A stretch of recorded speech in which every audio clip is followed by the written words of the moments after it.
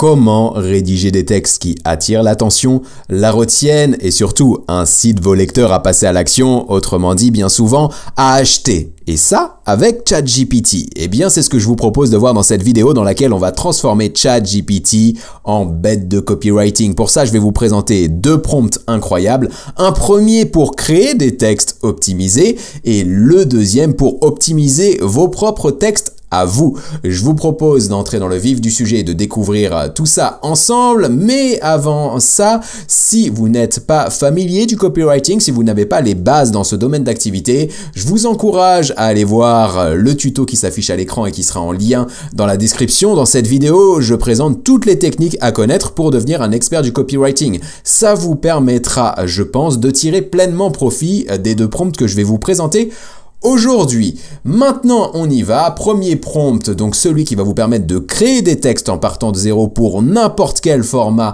de contenu. Donc pour ça, on va positionner ChatGPT comme un expert en copywriting.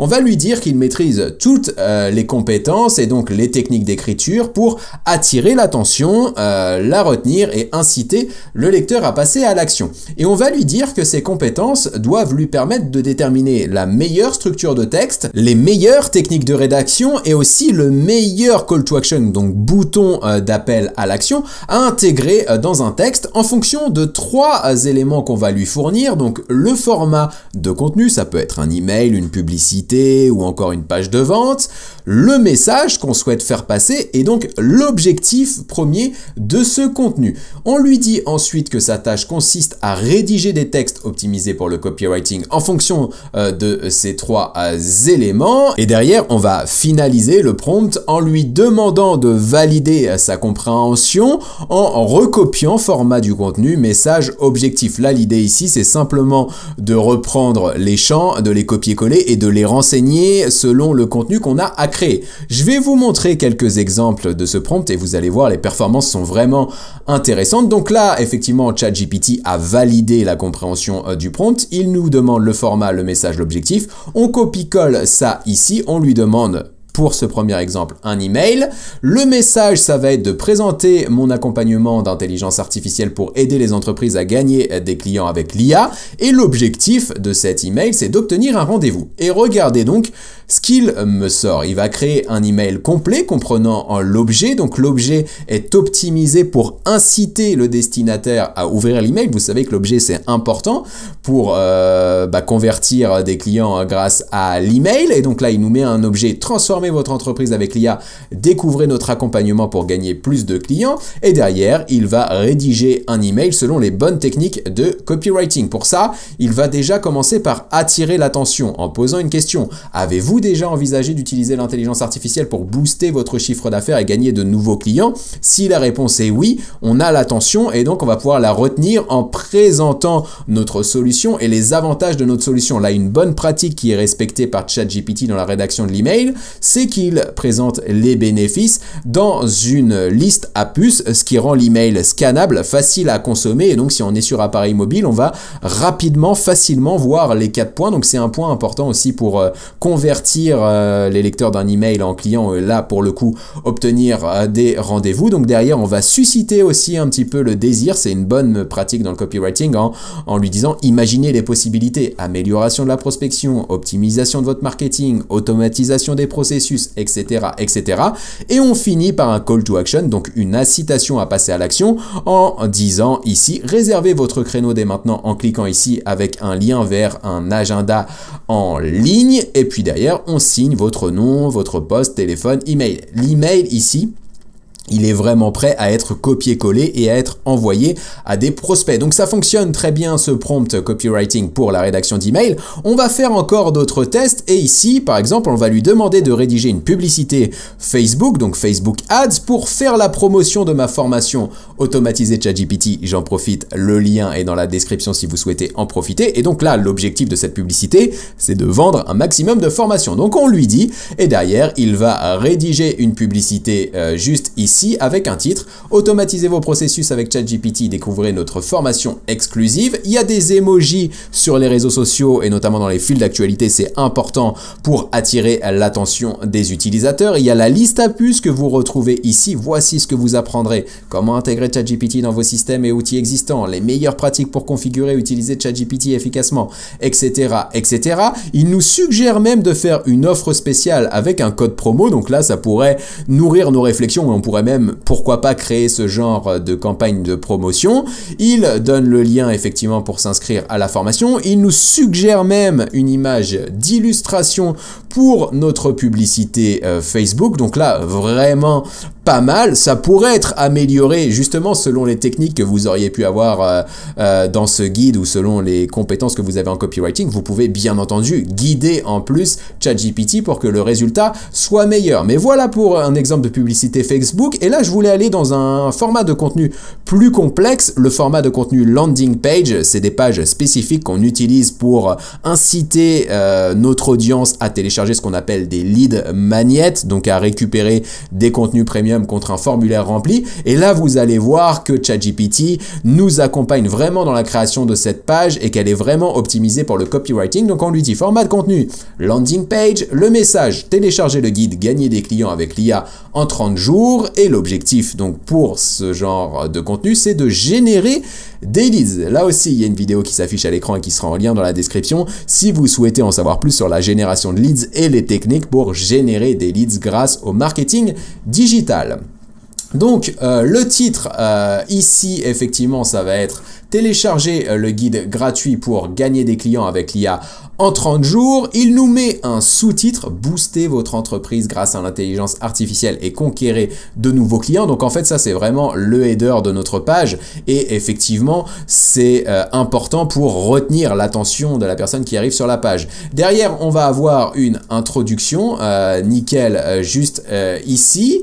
Vous souhaitez attirer plus de clients et augmenter vos revenus, l'intelligence artificielle est la clé pour propulser votre entreprise au sommet, etc. Je vais pas tout vous lire, vous pourrez mettre pause et regarder ça en détail. On a la liste à puces qui apparaît ici, une bonne pratique du copywriting pour que la page soit facile effectivement à consulter. Et derrière, autre pratique excellente en copywriting, c'est d'intégrer des témoignages pour actionner un biais cognitif qu'on appelle la preuve sociale. J'en parle dans la vidéo qui s'affiche à l'écran et qui sera en lien dans la description. Il y a des biais cognitifs à connaître quand on parle de copywriting ou quand on parle de marketing en général. Et donc là, du coup, ChatGPT l'exploite bien en donnant des témoignages ici qu'on pourrait intégrer à notre landing page. Et il va même jusqu'à nous proposer un formulaire d'inscription avec la petite phrase qui va inciter les gens à remplir le formulaire, les champs du formulaire à créer ici et le bouton pour valider le formulaire. Il nous propose même de intégrer à notre landing page un pied de page ici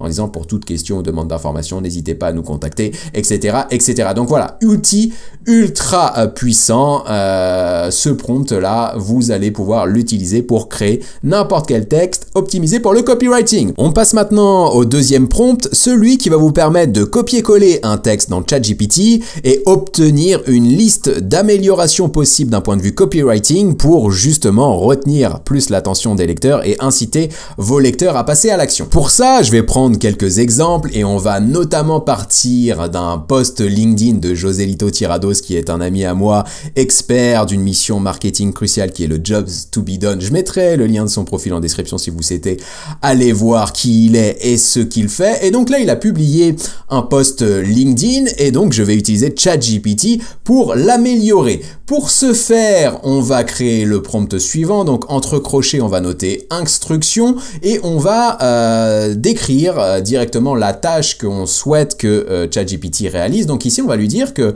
on souhaite qu'il nous aide à optimiser nos textes selon les bonnes pratiques et les meilleures techniques de copywriting. On va lui dire de nous aider à améliorer nos textes pour qu'ils soient plus percutants. Je vois qu'il y a une petite faute d'orthographe, pardonnez-moi, pour ça il manque un S à percutant, et qu'ils incitent à passer à l'action. Pour ça, on va lui demander de créer un tableau dans lequel il va lister toutes les suggestions d'amélioration possibles d'un point de vue copywriting, et à partir de là, nous, on pourra puiser dans ce tableau en sélectionnant les suggestions qui nous paraissent les plus pertinentes, et il améliorera du coup notre texte, notre contenu, en fonction des suggestions que nous, on aura choisies. C'est ça qui est vraiment intéressant avec ce prompt. Vous allez voir, vous allez pouvoir optimiser vos textes comme vous le souhaitez. Après le tableau, on va lui demander de nous poser la question: quelle amélioration copywriting souhaites-tu apporter à ton texte? Choisis-en une ou plusieurs dans le tableau ci-dessus. Ça sera entre guillemets nous le signal pour pouvoir répondre en sélectionnant les suggestions faites dans le tableau. Et donc je vous propose de prendre un exemple, donc avec le post LinkedIn de José Lito juste ici. Donc je dis à ChatGPT que le contenu que je souhaite qu'il améliore, c'est un post LinkedIn. Je copie-colle mon post LinkedIn ici et voici ce que me propose ChatGPT. Donc il me dit: voici un tableau de suggestions pour améliorer votre texte selon les bonnes pratiques du copywriting. Il me donne 7 suggestions possibles et donc moi du coup je vais en retenir certaines et on va pouvoir analyser ça ensemble. Donc je vous propose de prendre donc la suggestion numéro 1 qui est d'intégrer des titres dans notre publication. Là, c'est vrai que ça pourrait rendre effectivement la publication un peu plus lisible. On va lui demander de raccourcir peut-être effectivement les phrases pour que ce soit plus facile à lire, notamment sur appareil mobile. Sur les réseaux sociaux, on est beaucoup sur mobile et on va partir sur peut-être la 7, demander effectivement à ChatGPT d'intégrer des questions. Ça peut être bon pour l'engagement sur LinkedIn, donc ça peut être bon pour l'algorithme. On lance la machine et là, ChatGPT va améliorer le post qu'on lui a copié-collé en fonction justement des suggestions qu'on a retenues. Donc là, effectivement, il nous met un titre: êtes-vous prêt à travailler et vivre dans un van? C'est un projet de José Lito qui souhaite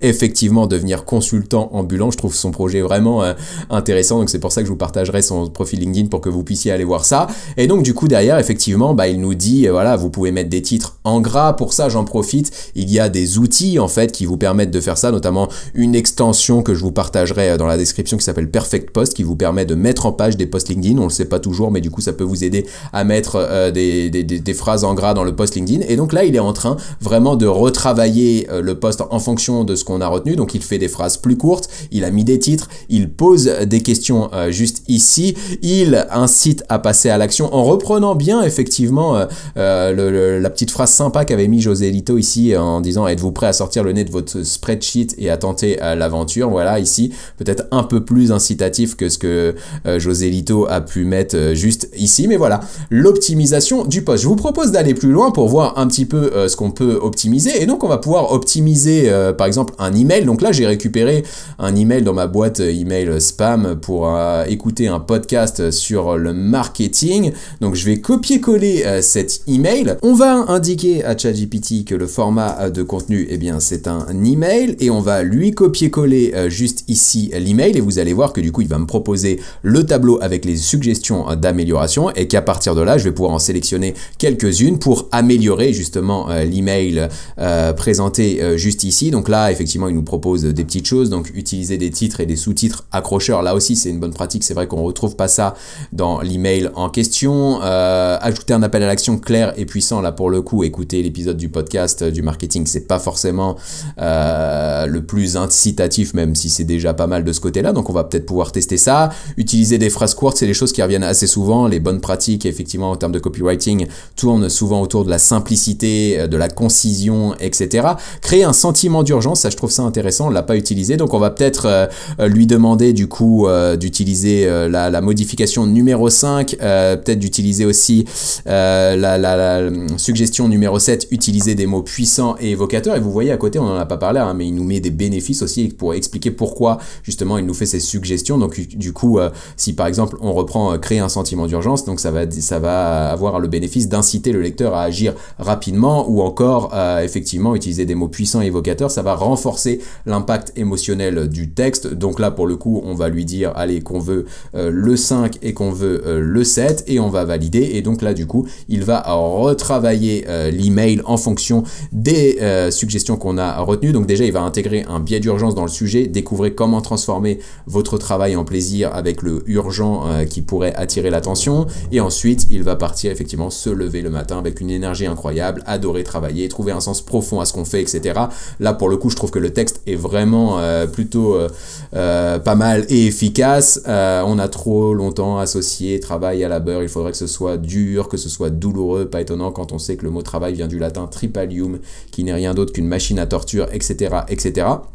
Et donc là, effectivement, il est vraiment en train d'utiliser des mots forts pour justement garder le lecteur attentif. Et puis bah du coup, j'imagine qu'il va terminer avec une incitation à passer à l'action, reprenant aussi le biais d'urgence qu'on a évoqué précédemment. Donc effectivement, là, il est en train de nous décrire l'épisode, ce qu'il va y avoir à l'intérieur, etc., etc. Donc je sais pas si le podcast du marketing verra cette vidéo et ce qu'il pense effectivement de l'email retravaillé par ChatGPT. Si Estelle tu passes par là, tu pourras me dire en commentaire. Et donc là du coup on voit qu'il reprend effectivement l'incitation à passer à l'action qu'il y avait dans l'email en disant écoutez l'épisode du podcast marketing, ne manquez pas cette occasion unique. Donc là ça vaut ce que ça vaut, donc ça mériterait sans doute d'être retravaillé, mais en tout cas il intègre le biais d'urgence. On va faire un dernier essai, je vais récupérer une publicité que j'ai vue sur Facebook et on va demander à ChatGPT de retravailler cette publicité Facebook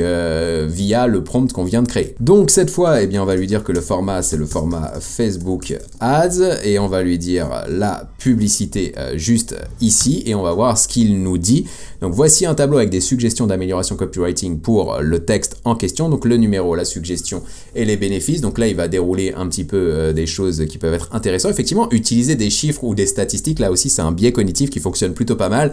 Les chiffres retiennent l'attention. J'en parle dans mon guide du copywriting que je vous ai partagé tout à l'heure, donc ça c'est plutôt pas mal. Effectivement, inclure un appel à l'action clair et concis, là pour le coup, on a l'impression un peu que la publicité a été traduite de l'anglais au français par les équipes peut-être de Microsoft. Alors je sais pas du tout si c'est le cas, mais on a un peu l'impression que c'est ça, donc du coup c'est pas forcément pertinent pour le marché français. Et du coup on va avoir d'autres suggestions, donc il y a quand même 7 suggestions pour un texte si court. Et donc ce qu'on peut faire, et bien effectivement, c'est peut-être d'utiliser le 1 qui peut être intéressant, donc pour voir un petit peu ce que ça dit en termes de chiffres. Est-ce qu'on pourrait pas effectivement utiliser à nouveau la rareté et inclure un appel à l'action clair et concis? Donc on va lui dire 2 et on va lui dire urgence 5 et on va voir ce qu'il nous dit en termes de publicité, s'il part vraiment sur un texte aussi court ou s'il le rallonge, etc. Donc voilà, là il part sur quelque chose d'un peu plus concret, avec des chiffres, avec un emoji pour attirer l'attention dans le fil d'actualité Facebook. Le texte est aussi plus long, donc boostez vos ventes de 35% en offrant des expériences clients exceptionnelles. Ne manquez pas cette opportunité unique pour attirer et fidéliser vos clients. Agissez maintenant avant qu'il ne soit trop tard. Cliquez ici pour découvrir comment.